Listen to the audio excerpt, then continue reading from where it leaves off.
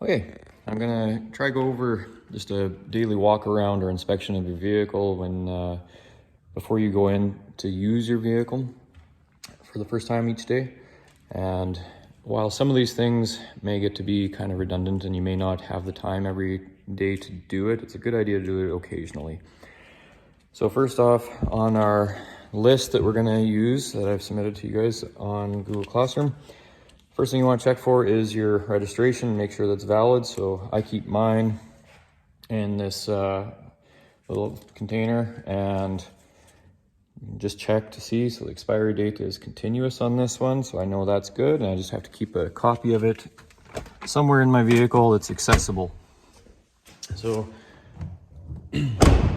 first off, it asks in the inspection form for the vehicle make and model. So this is a 2007 Chevrolet Silverado, and today's date we'll put in my name if I'm the one driving it, and then the odometer, so kilometers or miles reading.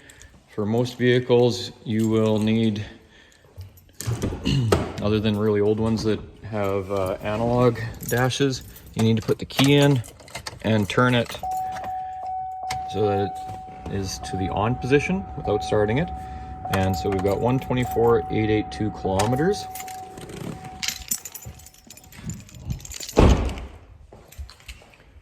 So that's what we would type in there. Next thing that we want to check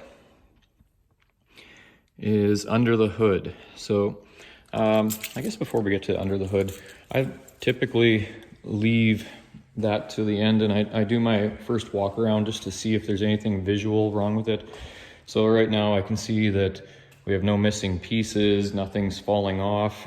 I do have a bit of a piece that needs to get taped back on.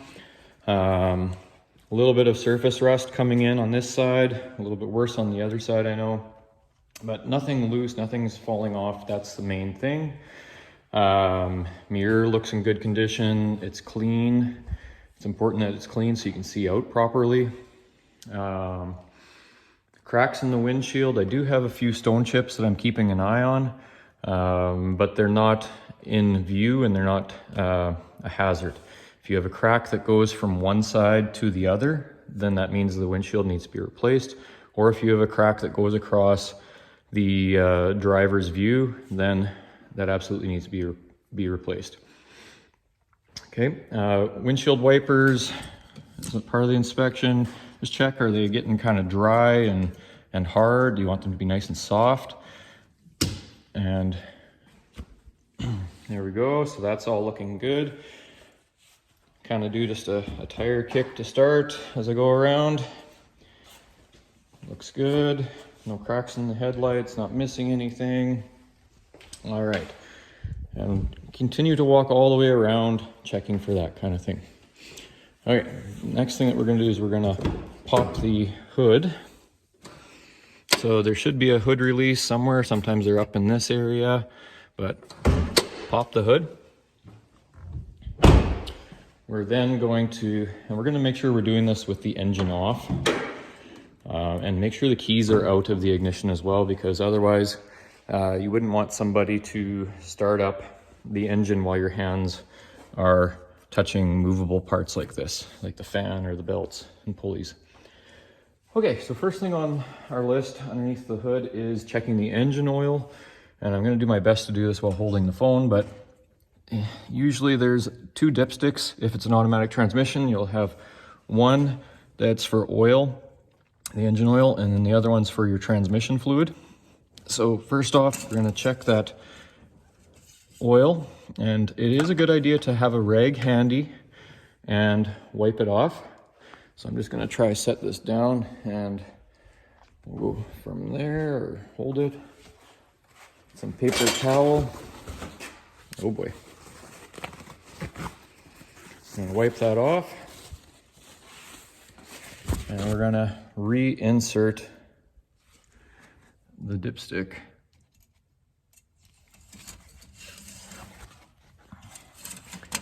into all the way, and we're gonna pull it out.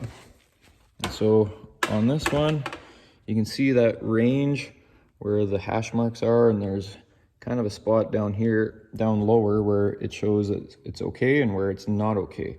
So if it hits the add mark, it's not something to panic about, but certainly time to add some oil. Typically it's around 1 liter of oil in that hash mark area, or in that between add and full. You wouldn't want to put too much oil in because it can cause a lot of issues with your engine as far as being hard on seals, too much pressure. And if you have too little oil, obviously that's going to be really bad and you could end up blowing your engine. I recently helped a student that had a warning code show up on their engine, or on their dashboard, because they and the engine wouldn't start. And when, upon further inspection, when we checked the oil, there was no oil showing up on the dipstick. So it was kind of a safety that was built into the newer vehicles like that, which was kind of nice, so that she didn't keep driving the vehicle and blowing the engine up. Okay, so the next thing we're going to check then is, since the oil looks good, is we're going to look for, it does say the automatic transmission fluid. That is something that we want to do while the engine is warm and running. So we're going to leave that for now and come back to that afterwards. Coolant level. So here's your coolant level. Sometimes it's green, sometimes it's red. A lot of times the vehicles will have a radiator cap right here. Either way, you never want to open either of these when it's hot, and there's warnings all over it. If it's hot, it will explode out. It shoots out like a big giant volcano, and you can get severe burns from it. So just make sure you're not opening it up. We just want to do a visual inspection. So it says full cold is that line right there. So I'm a little bit below that, but I think we're okay as long as I can still see it in our reservoir. If it was lower down the reservoir, then I want to consider adding some antifreeze to that.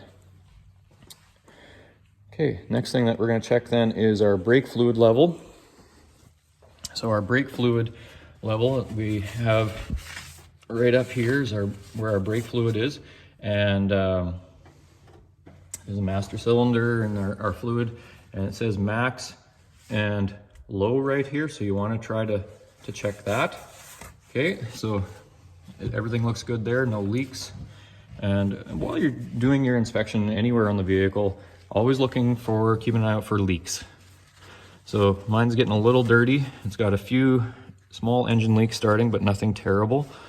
Next is our power steering fluid. So here's our power steering fluid, and we're going to check that just by loosening and turning.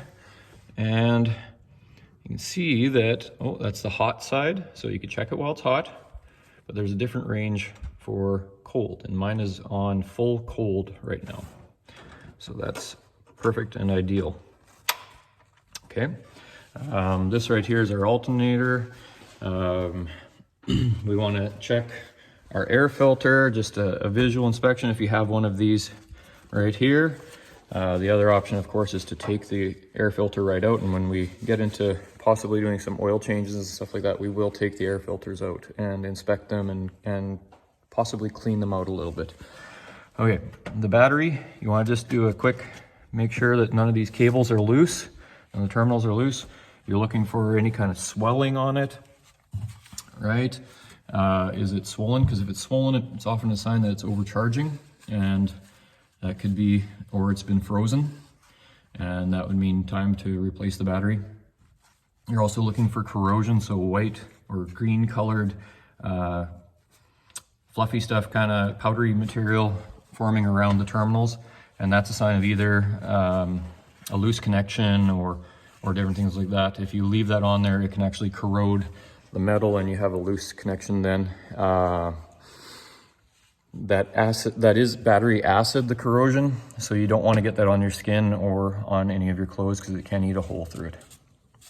Okay, so just take caution of that. And those can actually be cleaned up. There's brushes made for cleaning the corrosion and terminals. Baking soda and water works the best for cleaning that up. Just mix those together, dump it on, it fizzes away, and it eats up the corrosion. Okay, next we have is our Belt condition. Belt condition, I think, is the last thing under the hood. So belt condition, just right here. You want to do a little, I don't know how much you can see with no light, but you want to just kind of twist them, check, make sure you're looking for deep cracks. If you can, get a flashlight and shine it on there. I know that I have two belts on my truck. The main belt up here, with the charging system, water pump and everything. And then there's another smaller belt at the back. You can't really see, but it's way down there.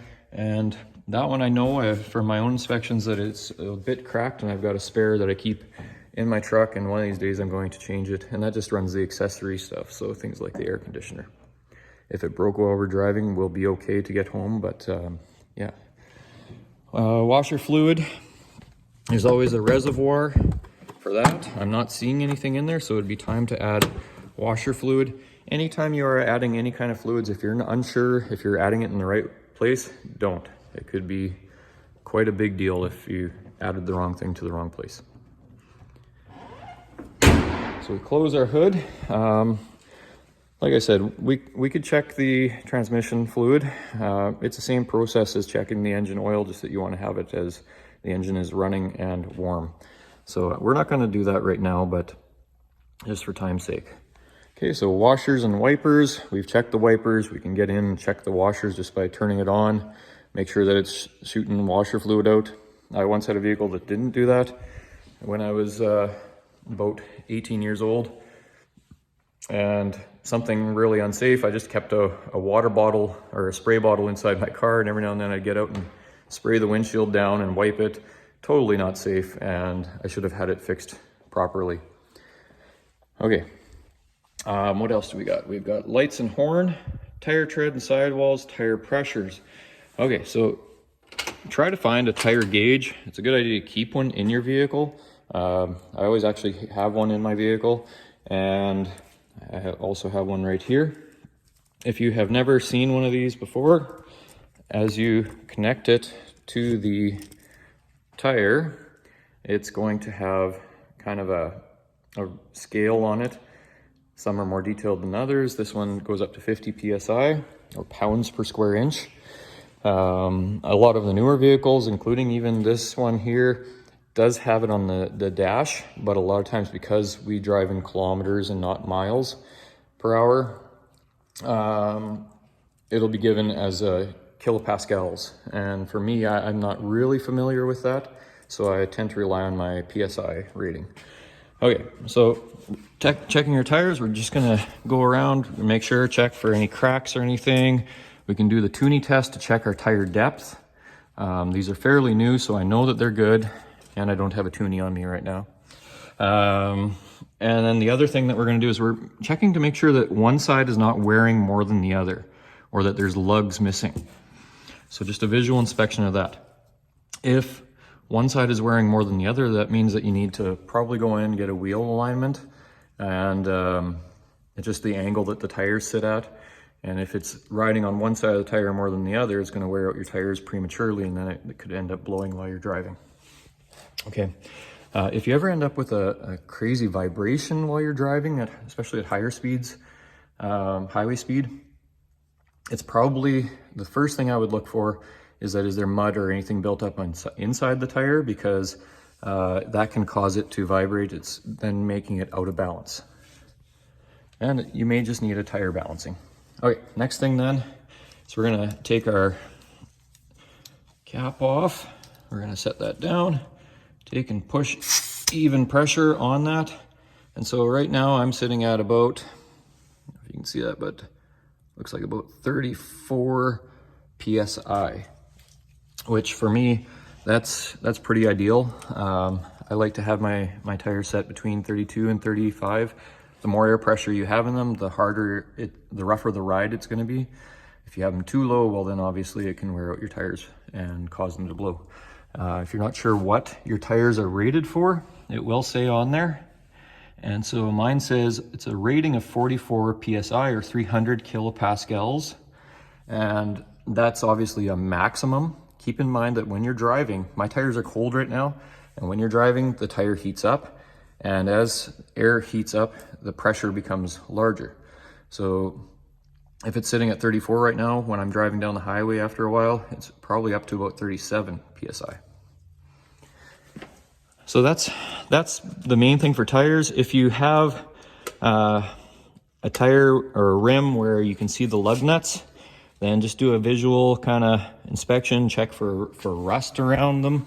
If there's kind of rust spraying out around the bolts, the lug nuts that are holding the tire on, that's often a sign that the lug nuts are loose. The other thing to watch for is just to simply do a quick kind of turn with your hand and see if any of them feel loose. All right, so that's tires. And I would like you to go around and check the PSI. So front driver side, front passenger, rear drivers, rear passenger side, and then check for that to be secure. Is there any loose parts, cracks, mirrors? Are the mirrors adjusted for you? Is the glass clean before you leave? First aid contents. It's a good idea, not required, but it is a good idea to keep some first aid in your vehicles. I actually have them in both my vehicles, just in case I ever am in an accident, or if I come across an accident. I'm a trained first aid responder, and I want to be able to help out where possible. All right, is the vehicle clean and tidy? We talked about that, especially when you're backing up. Most accidents in parking lots will happen when you're backing up, and if you can't see out of your windows or your rear view cameras, a lot of new vehicles have that, that could be an issue. All right, so that's really the inspection in a nutshell, and I hope that helps. I hope you're able to go around and do that, and let me know how it goes.